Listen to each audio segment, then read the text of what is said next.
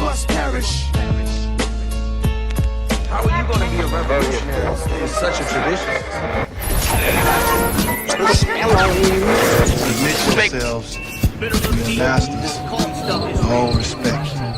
Because I know more of it. Now shout down the downside. What populism does it sound? They dance like.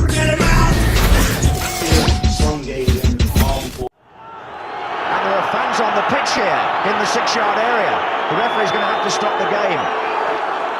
Tonight, new evidence about the cover-up over Hillsborough. It was decided very early on, this is the way it's going to go. We can't possibly be blamed, the police can't possibly be blamed. With a new inquest ordered, pictures never before broadcast reveal how Britain's worst sporting disaster was allowed to happen. Good evening, family. Blessings to each and every single body. This is the More Raw Than What You Bargained For Sunday evening show with me, Anthony Olatunji. And I just want to say thank you. Thank you to Insight Radio. Thank you for the Lord for allowing me to be here today. Thank you to each and every single body that basically laid down their lives so that we could be free today. Now, I believe it's the 16th of April 2017.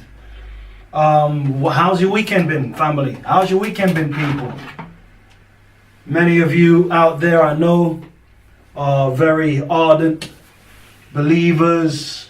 So, because you're believers, you would have been attending church today, painting eggs today, eating chocolate today for the family and the children, giving Easter eggs. I'm not going to run down Easter and the madness of pretending that rabbits lay chocolate eggs, or go into the origins of Easter and how the foundation of Easter basically lies in the pagan god Ishtar. I'm not going to talk about that today. I just want to know how your weekend's been. What did you do? What did you get up to? You sit back and kick back and watch some long time films, just chilling on the internet, doing some YouTubing. I mean, if you've got spare time, do some YouTubing. You can always hit me up on It's Not Me, It's You Honest, or even hit me up on It's the More Raw Than What You Bargained For late night show. Perhaps you were watching some soap opera. Perhaps you did a soap marathon. Perhaps you were getting a soap marathon of your favorite Netflix melodrama, your favorite Netflix soap downloads. Perhaps you just kick back with your partner or your family or a friend and you just were soaking them all up.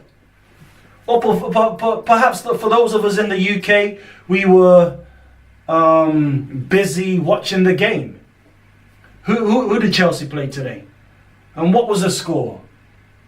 You know, maybe you were watching the football. How many millions of people are in tune to the football on a regular, weekly, daily basis? You know, the Premier League is big business nowadays. It's big business.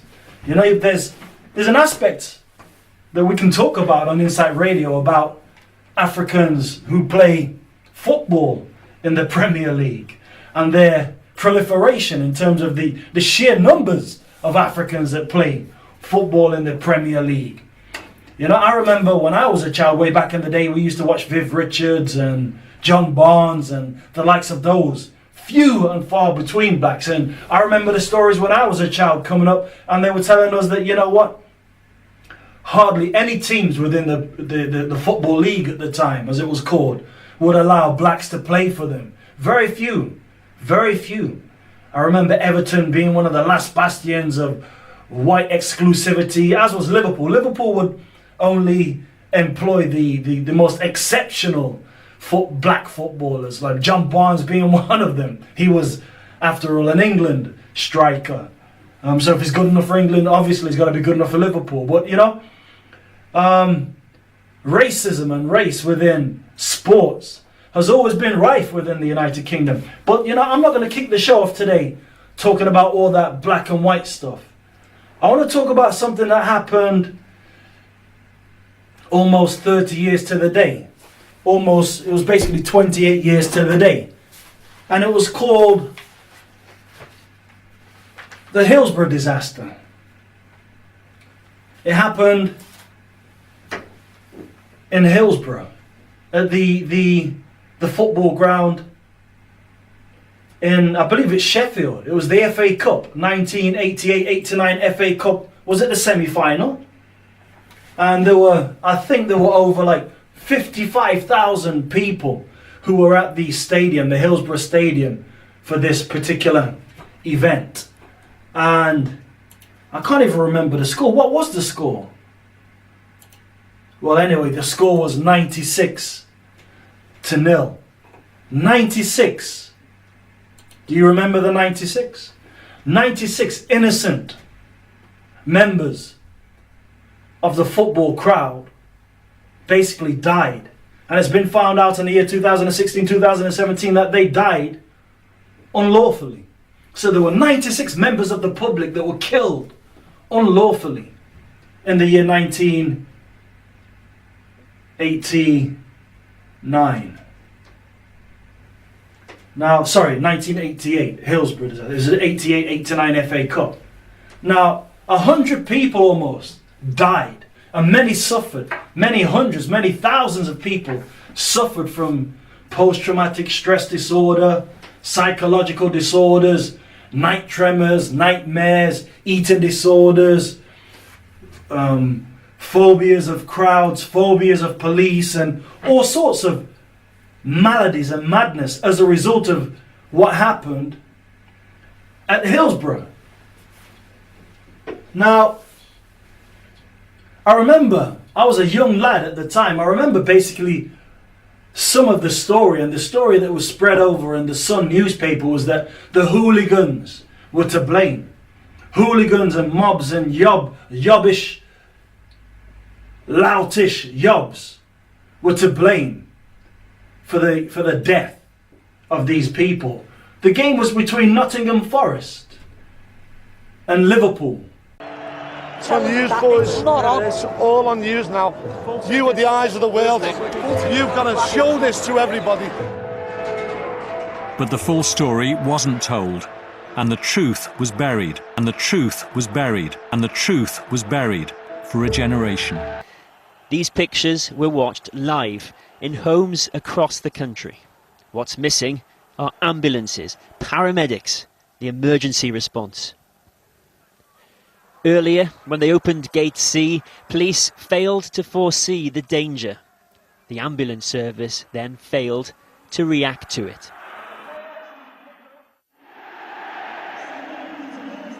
There was no help at 3:02 p.m. The match underway, fans already dying. There was no help at 3:06 p.m. when the play was halted. 2 paramedics are even seen walking off in search of a stretcher. The first medical assistance came at 3:12 p.m. In pens 3 and 4, hundreds of desperate supporters, 1 St John's ambulance volunteer. Then at 3:16, finally, a single ambulance. Tony Edwards, the paramedic on board, told the inquest, where the incident was, there was nobody there at all other than me. We weren't able to do what we were trained to do. And so fans simply helped each other. He stayed with me all the way through. He was there saying, I'm a Notts Forest lad, I want you to pull through. He was really backing me up and everything. Today, the jury found the ambulance service had caused or contributed to the loss of lives. For that, the present boss said he was truly sorry. I would like to extend my deepest sympathy to the bereaved families of the 96 people who lost their lives as a result of the Hillsborough tragedy. We fully accept the jury's conclusions that after the crush began to develop, there were failings made by the ambulance service. Lives could have been saved on the 15th of April 1989 had the emergency response been different. The jury also found fault with Hillsborough itself, the stadium engineers and Sheffield Wednesday Football Club. Not only was there no up-to-date safety certificate, but the turnstiles here didn't direct fans towards the sides of the stand, which were much emptier. Instead, they were funneled through this tunnel into an unfolding disaster. What's worse, it almost happened 4 times before. The 1981 FA Cup semi-final, 38 fans injured. In 1987, 2 more incidents. 1988, a crush in those same central pens. A fan even wrote to the sports minister, warning it was packed solid to the point where I couldn't move and where I felt considerable concern for personal safety. The roof is caving in. It had been a torrid decade for British football. 56 fans died in the Bradford Stadium fire. At Heysel, where Liverpool played Juventus, there were 39 dead, 32 of them Italian. English clubs were banned from Europe for 5 years afterwards. But after Hillsborough, football had to change. It's on news, boys. It's all on news now. You are the eyes of the world. You've got to show this to everybody. But the full story wasn't told, and the truth was buried for a generation. It was cut out by a public servant who didn't want the rest of the world to see that evidence. It is a disgrace.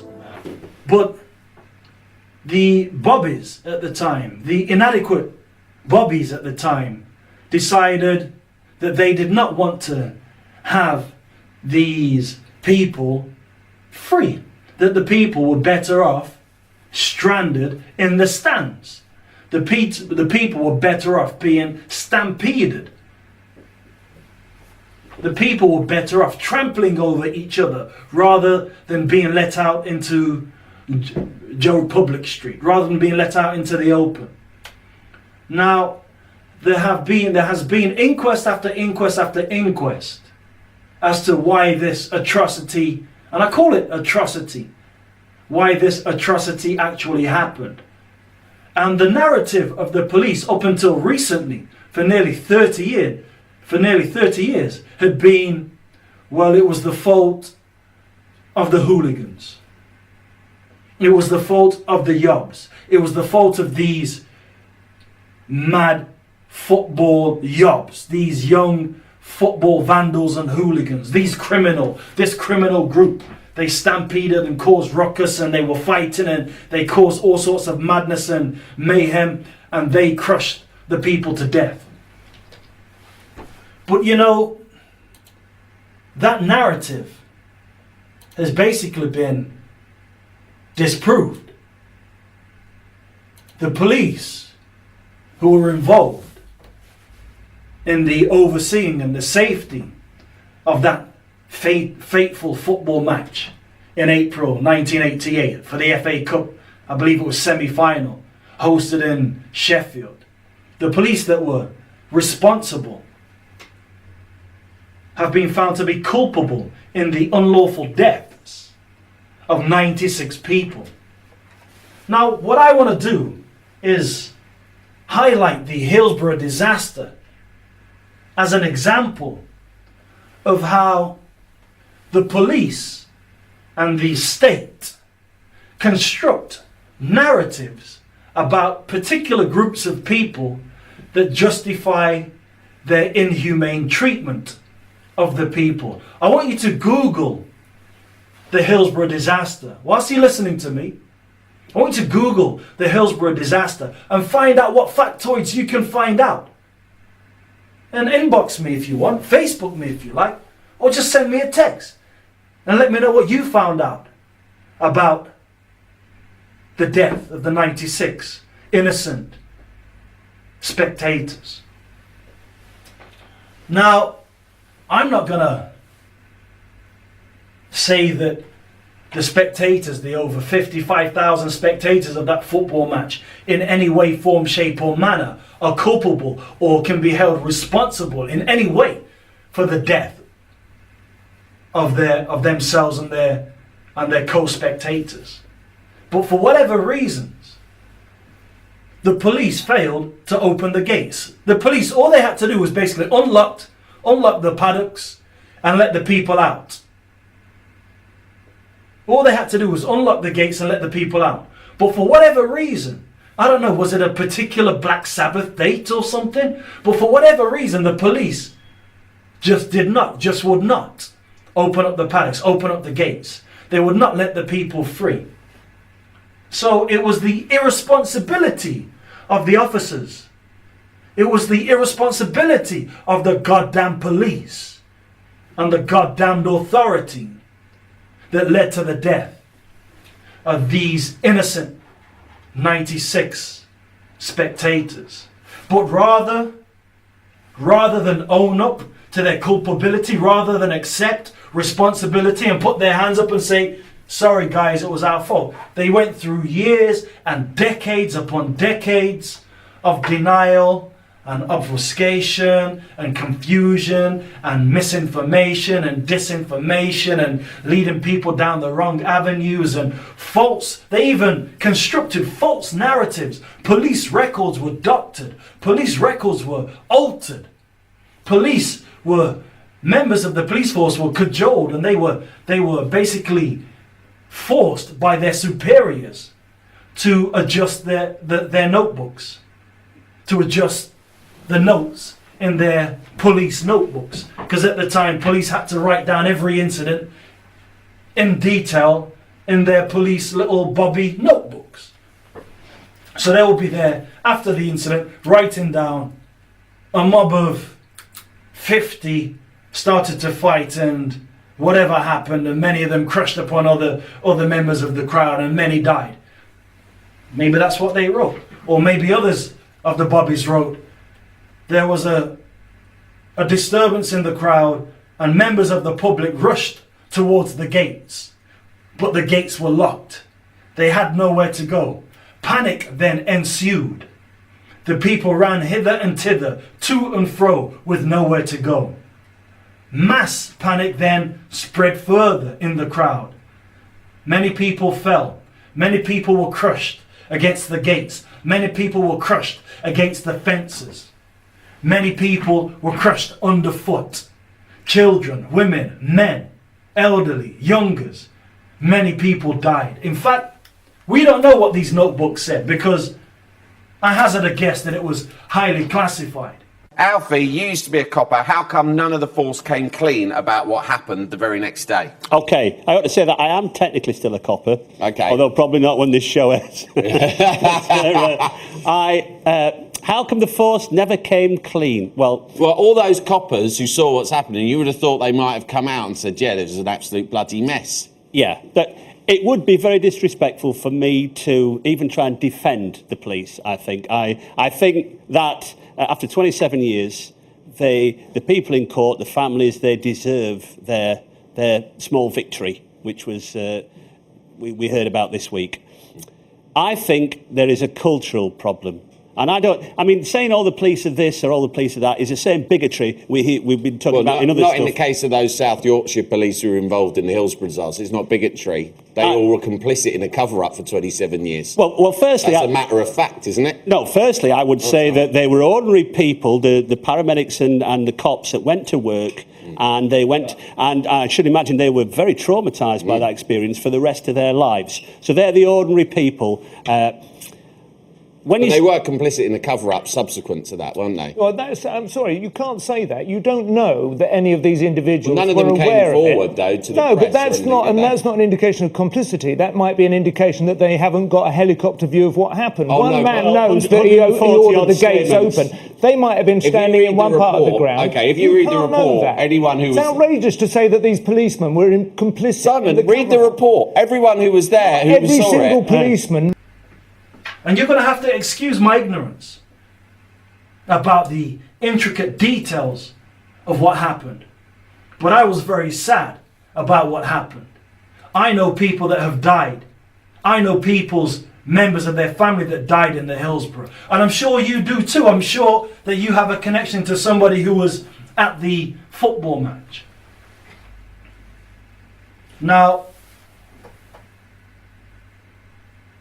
the point that I want to highlight before I get back to playing some music for you is that the police in this instance have never been held accountable, even though now, 30 years later or 28 years later, even though now they put their hands up and say, yes, we're culpable, we're sorry, it was an unlawful killing and it happened as a result of police negligence or police maladministration or police stupidity.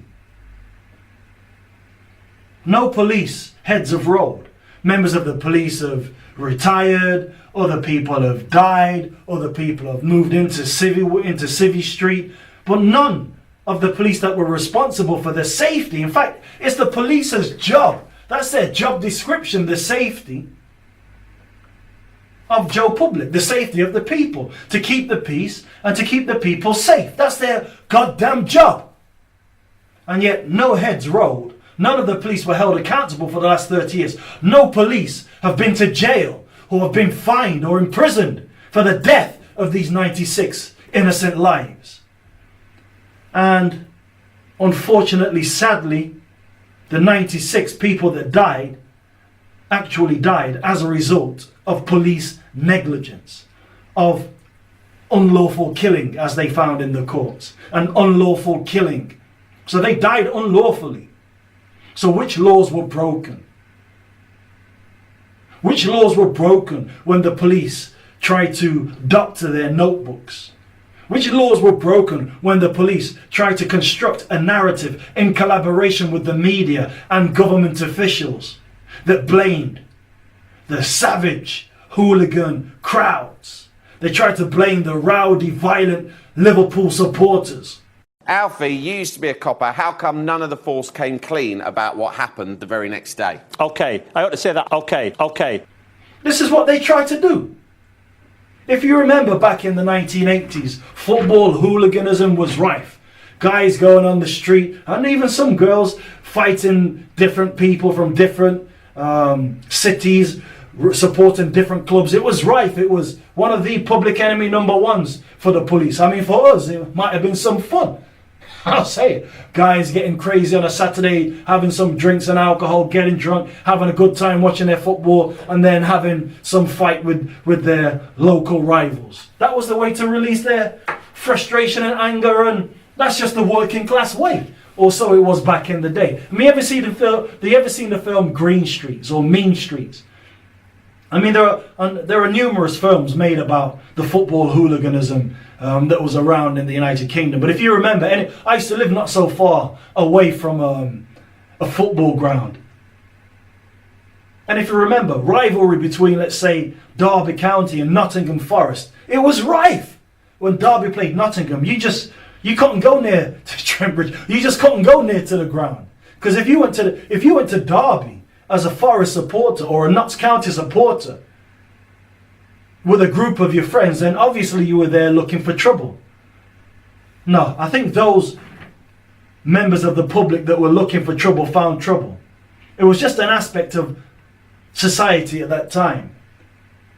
And really, I detract from the immensity of the travesty by even talking about the aspect of violence in football, because it had nothing to do with this particular case, other than the fact that the government and the government agencies, the police force and the media tried to use this social myth of the football hooligans as some form of justification for their negligence, for their lack of diligence, for their lack of human empathy.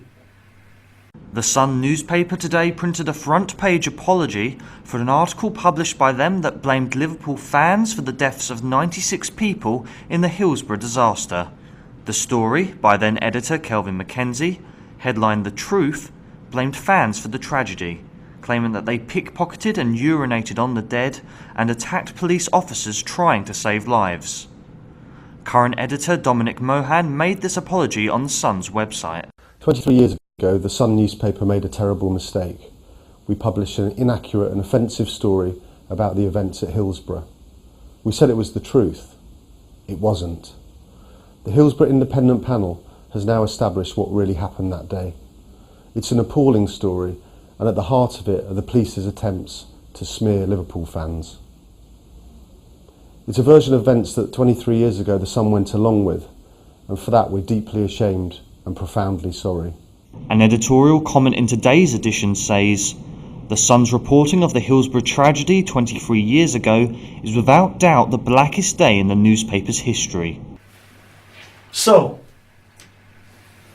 I just want you to think about that today as we enjoy our Easter Sunday, as we enjoy our marathon of Netflix videos and soaps and downloads, as we enjoy the football match between, who was it, Chelsea and Tottenham or Nottingham or Man U or whoever. I will speak on football as an element of social control a little bit later on. But for now, just please spare a moment to think of those innocents, those people that died as a result of state negligence, of police malpractice, who died as a result of the Hillsborough disaster in April 1988. My heartfelt condolences go out to the families and the friends of anybody who was unfortunately slain on that day. But I think what this travesty stands as a testament to is the lack of empathy, is the lack of humanity on behalf of those agencies which we put over and above us, that are there, whose job it is, whose job description it is, who are there to help to protect. Sir Norman Betterson angered the families after Hillsborough. Now he's upset them again, appearing to blame the fans. In his only interview, he told ITV News he's nothing to hide. And I suspect I'm one of, 1% of people that have read the report from cover to cover. And I just invite people to read the report from cover to cover, and there is nothing that I'm ashamed of. But in a statement yesterday, he said although the fans didn't cause the disaster, the behaviour of supporters outside made the job of the police much harder. The families saw that as a repeat of the blame game. You seem to blame the fans yesterday for their behaviour. Not at all. No, quite the contrary. That is the interpretation that someone has put on it. What I said yesterday was I reached the conclusion, sitting through the Taylor inquiry for 10 weeks, that the blame was shared between the South Yorkshire Police, who were mainly to blame, Sheffield Wednesday Football Club, the engineers that designed that end of the stadium, and I said the fans were not the cause of the disaster, and those words are in my statement. Did you smear them? Were you part of that Black Ops unit? No, not at all. There wasn't a Black Ops unit. I wasn't a part of it. Trevor Hicks, whose 2 daughters died at Hillsborough, sat and watched his interview, and watched with increasing incredulity. He says he's got nothing to be ashamed for. What do you think he should be ashamed for?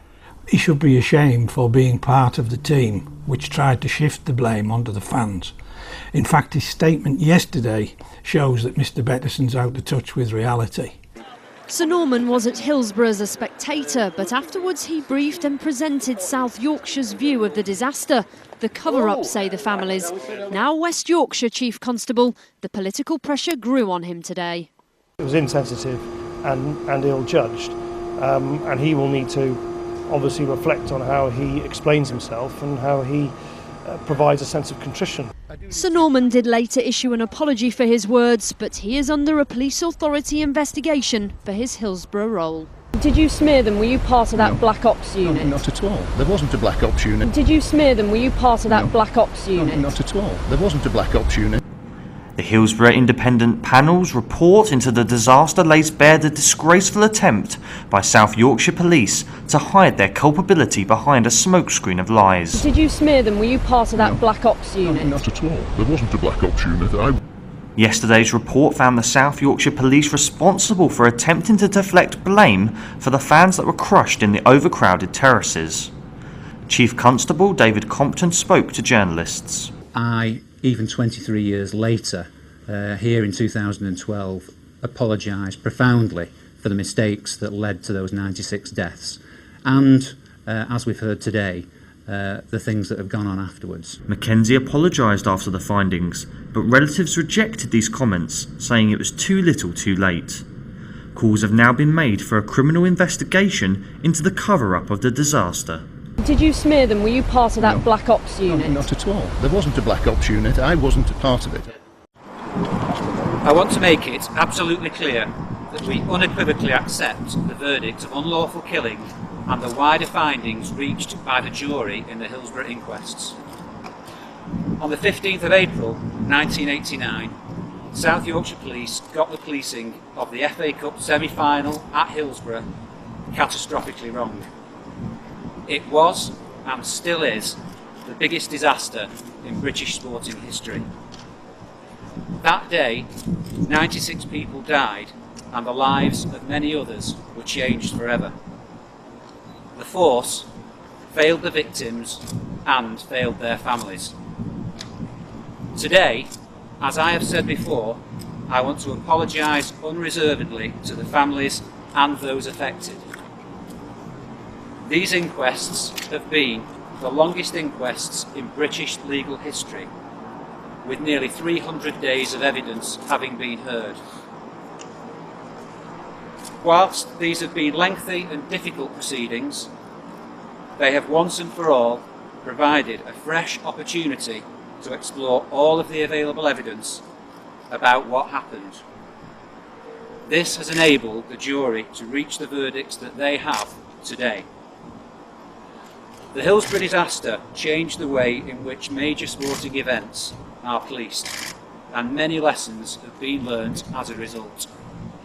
Today, with improvements in training, communications and technology, it's almost impossible to imagine how the same set of circumstances could arise again. We will now take time to carefully reflect on the implications of the verdicts. We recognise that this is an important day for the families of those who died at the Hillsborough disaster and for everyone affected by what happened. They have waited 27 years for this outcome. Our thoughts are with them. Mr. Crumpton, one MP has called for South Yorkshire Police to be Government agencies, the media, the police, it's their job to defend us and to keep the peace. So please, whilst we know it was them that are culpable for the unlawful killing or the unlawful death of 96 people on that miserable day in Hillsborough, as Nottingham Forest played Liverpool, let's just spare a thought for the families and the friends, for the fathers that never returned home, for the brothers that didn't go home, for the mothers and the sisters and the lovers and the sons and the relatives of the people that perished. Let's just have a few moments of silence.